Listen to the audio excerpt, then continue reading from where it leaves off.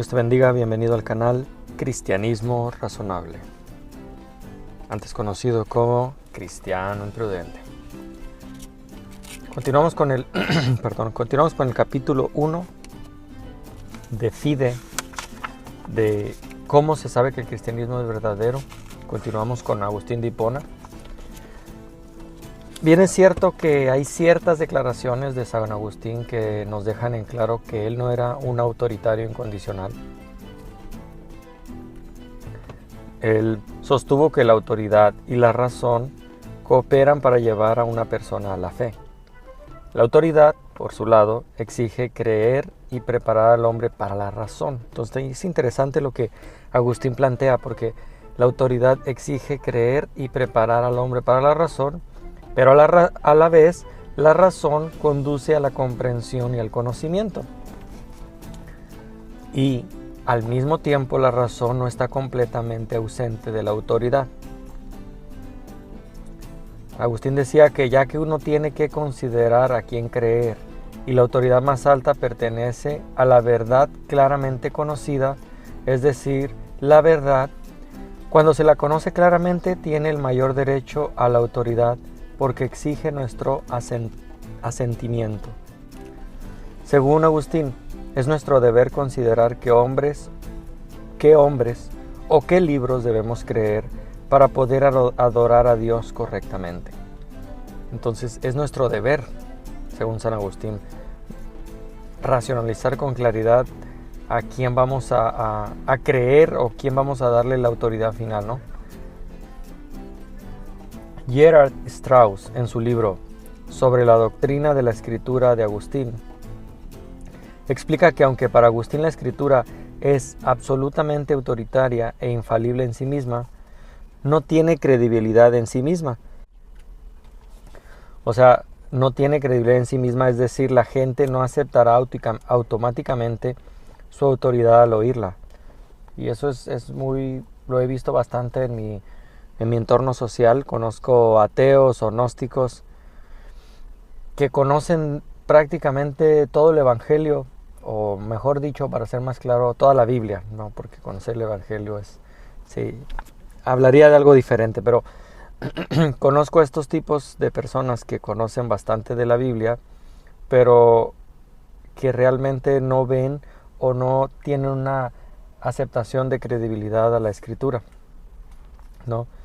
Por lo tanto, según San Agustín, debe haber ciertos signos o señales, indicia, de credibilidad que hagan evidente la autoridad.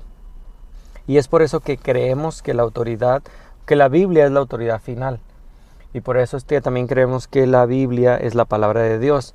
Entonces no queremos caer en un argumento circular que a veces caemos los creyentes, de decir la Biblia es la palabra de Dios. ¿Por qué es la palabra de Dios? Porque la palabra de Dios lo dice. ¿Y por qué lo dice? Porque dice que la Biblia es la palabra de Dios. Entonces, no sé si me captas.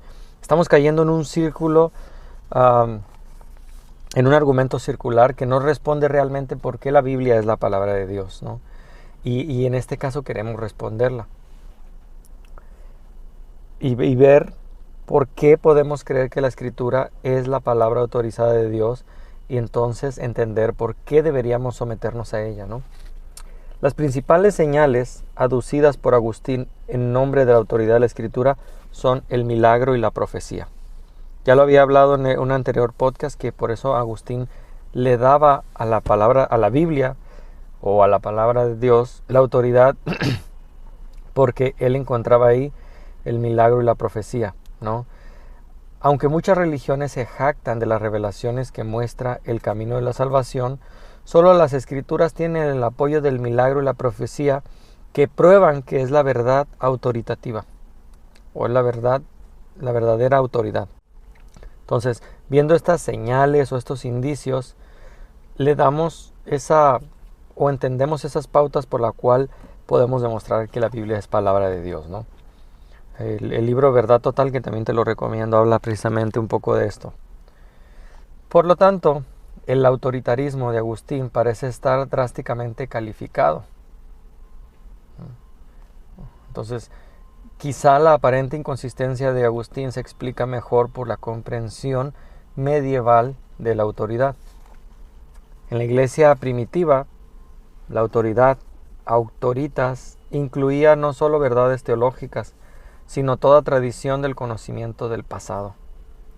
La relación entre la autoridad y la razón no era la misma que entre la fe y la razón, más bien era la relación entre todo el conocimiento pasado y la comprensión actual.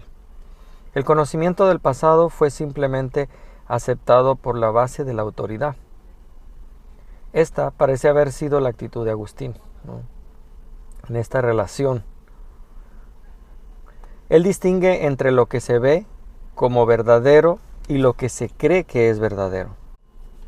Entonces no quisiéramos caer también aquí en un argumento circular, porque el pensamiento de Agustín, teológicamente hablando, en muchas cosas se parece al catolicismo romano, en otras no. Por ejemplo, en cuanto a la visión de María, que repito, no quiero desviarme aquí, no voy a dar los puntos contrarios al catolicismo que Agustín promulgaba, pero en este argumento, que no quiero que parezca circular, de San Agustín, de alguna manera él decía, el conocimiento del pasado fue simplemente aceptado sobre la base de la autoridad.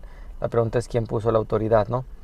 Ahora, como decíamos, él hace una distinción entre lo que se ve como verdadero y lo que se cree que es verdadero. Esta distinción habla claramente de que vemos que algo es verdadero, ya sea por percepción física o por demostración racional. Y creemos que algo es verdadero sobre la base del testimonio de los demás. Piénsalo en tu vida diaria y lo verás que es así. Ahora, no quiero entrar tampoco en el debate de la tierra joven y de la tierra vieja. Yo soy de los partidarios de la tierra joven, soy creacionista y en mi punto, solamente para ejemplificar de lo que estoy hablando aquí, usaré el tema de la evolución, ¿no? La evolución darwiniana, claro. Yo no creo en la evolución darwiniana, y muchos apelan a la falacia de ad populum, ¿no? De que porque todos creen que la evolución darwiniana es real, pues entonces yo debería creerla. No. El hecho de que, como decía Agustín, distinguir entre lo que se ve como verdadero y lo que se cree que es verdadero. Hay muchas cosas que la gente cree que es verdadero y lo cree ad populum, ¿no? O sea, lo creen porque la mayoría lo cree, pero en realidad no se han sentado a pensar realmente por qué lo creen. Entonces es solamente un ejemplo. Repito, no quiero entrar en controversia en ese tema ahorita de la evolución. Pero bueno, con respecto al milagro y la profecía, Agustín dice que se debe creer en la confiabilidad de los informes de eventos pasados o futuros que la inteligencia no conoce. En otra sección de su pensamiento, de su libro, él declara que uno debe creer en Dios porque la creencia en Él se enseña en los libros se enseña en los libros de los hombres que han dejado su testimonio por escrito, que vivieron con el Hijo de Dios y vieron cosas que no podrían haber sucedido si no existiera Dios. O sea, hay un testimonio confiable de personas que caminaron con Jesús, que comieron con Jesús, que sufrieron con Jesús y que no pudieran haber hablado o explicado si no hubieran sucedido. O sea, no vamos a ir más adelante a tema específico, ¿no? Para no desviarme, porque este tema me desviaría bastante, pero lo aclararemos más adelante. Concluye que uno debe creer antes de poder saber, que es el tema de esta sección. O sea, creer antes de poder saber. Espero que para cuando para aclararles, voy a hacer este estudio donde voy a ir prácticamente desmenuzando todo el capítulo, pero luego voy a hacer una sección en vivo de preguntas y respuestas del capítulo. Así que ojalá alcances a escucharlo para que cuando estemos en la sección de preguntas y respuestas, si tienes alguna duda, puedas expresarla, ¿no? Ahora, dado que para Agustín la evidencia histórica del milagro y de la profecía estaba en el pasado, estaba en el ámbito de la autoridad, no de la razón, como él decía, o sea, todo lo que sabemos del pasado lo sabemos por autoridad, ¿no? Aceptado sobre la base de autoridad de lo que estuvo en el pasado. Pero él mismo concluye que la evidencia histórica del milagro y la profecía estaba en el pasado, repito, en el ámbito de la autoridad, no de la razón. Al día de hoy, diríamos que ese procedimiento sería un intento de proporcionar una base racional para la autoridad a través de la apologética histórica. Este tema de la apologética histórica lo vamos a hablar más adelante, pero la pregunta en este punto sería, ¿por qué aceptar entonces la autoridad de los escritores del pasado, ya sean los escritores clásicos o autores de las escrituras? Y todos aceptamos esto, ¿no? O sea, hay gente que no cree en la Biblia, pero acepta documentos, ya sea científicos o históricos, como verdades. Si Agustín quiere evitar el razonamiento circular, no puede decir que debemos aceptar la autoridad de los evangelistas debido a la autoridad de la Escritura. O sea, él no podría decir eso porque lo haría caer en un argumento circular. No podría decir, ok, aceptamos la Escritura o la autoridad de los... aceptamos la autoridad de los evangelistas debido a la autoridad de la Escritura.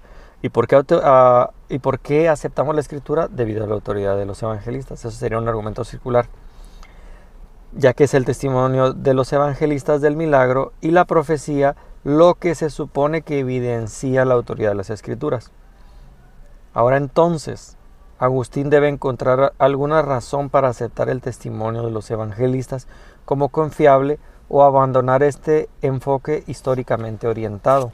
Entonces debería encontrar ahí por qué es que el testimonio de ellos es confiable, y lo vamos a hablar también. Agustín decide elegir lo segundo, o sea, admite que los libros que contiene la historia de Cristo pertenecen a una historia antigua que cualquiera puede negarse a creer, ¿sí? Por lo tanto, entonces recurre al milagro actual de la Iglesia como la base para aceptar la autoridad de la Escritura. Agustín vio la existencia misma de la Iglesia poderosa y universal como una señal abrumadora de que las Escrituras son verdaderas y divinas. Él decía, ok, pues si la Escritura no fuera la palabra de Dios o no tuviera esa autoridad que creo que tiene, ¿cómo explico la existencia de la Iglesia? Muchos no se han adentrado a estudiar historia de la Iglesia, por eso hasta aquí tanto ateos como creyentes dirían, pero que la Iglesia exista no me dice nada. Bueno, te dice mucho. De hecho, a San Agustín, que conocía bien esto, decía, no podría existir la Iglesia si no fuera por Cristo. Si no fuera que Dios existe, vaya. Aclarando que Agustín no está basando la autoridad de las Escrituras en la autoridad de la Iglesia, ya que él sostenía la autoridad de la Escritura para exceder incluso a la autoridad de la Iglesia. Claro, aquí porque mis amigos católicos probablemente pues ya están haciendo puntos y pensando, vaya, ven cómo siempre hemos estado en lo correcto, y pues vean que no, porque Agustín tenía a la Escritura como autoridad final, o autoridad más alta por lo menos. Más bien la apelación que hace Agustín sigue siendo el signo del milagro. De hecho, no los milagros del Evangelio que son irremediablemente eliminados en el pasado, sino el presente y evidente milagro de la Iglesia. O sea, él no apelaba a los milagros que estaban escritos en el Evangelio. No es que no los creyera, pero no los usaba como apelación para decir que por eso eran palabra de Dios, sino el milagro presente evidente en su iglesia. En el libro La ciudad de Dios de San Agustín dice que incluso si el incrédulo rechaza todos los milagros bíblicos, todavía le queda un estupendo milagro, que es todo lo que uno necesita, es decir, el hecho de que todo el mundo cree en el cristianismo sin el beneficio de los milagros del Evangelio. Aunque yo diría pues que cuando uno viene a Cristo, uno empieza a ver muchos milagros en su vida. No es que uno vive tratando de buscar milagros, como pasa en el catolicismo en general, ¿no? Más bien los milagros lo buscan a uno. Yo podría darles muchos ejemplos desde que me convertí a Cristo, de la mano poderosa de Dios en mi vida, que yo no le encuentro otra explicación. Un accidente de carro para mi esposa, y cuando estaba embarazada, que tal vez en otra ocasión, si ustedes gustan, yo lo explico. También el perito que llegó dijo, mira, o sea, cómo esta llanta se cayó aquí y no cuando ella dio esa curva, o sea, pero bueno, lo dejaré para otra ocasión. Es interesante que apelando a un milagro presente como el signo de autoridad de las Escrituras, Agustín parece haber implícitamente negado el autoritarismo, ya que este signo no estaba en el pasado, en el ámbito de la autoridad donde solo podía creerse, pero en el presente, donde podría ser visto y conocido, ¿no? Sea como fuera, el énfasis de Agustín en la autoridad bíblica y los signos de credibilidad fueron para establecer el tono para la posterior teología medieval. Y ahora sí terminamos con la sección de Agustín. Nos quedamos en la página 32 de Tomás de Aquino. Déjame saber tus comentarios, tus dudas y continuamos en una siguiente lección. Vamos a iniciar con San Agustín. Como repito, no es la biografía de San Agustín. Vamos a iniciar con Tomás de Aquino, pero igual, de la misma manera que hicimos ahorita, no es un exhaustivo estudio de la vida de ninguno de ellos, simplemente hablando de la postura en cuanto a saber a cómo sabemos que el cristianismo es verdadero. En la siguiente sección vamos a hablar de Tomás de Aquino y su suma contra los gentiles, un interesante aporte que también hizo Santo Tomás de Aquino. Dios te bendiga, estimado oyente o cristiano imprudente que me escuchas. Gracias por suscribirte a mi canal Cristianismo Razonable.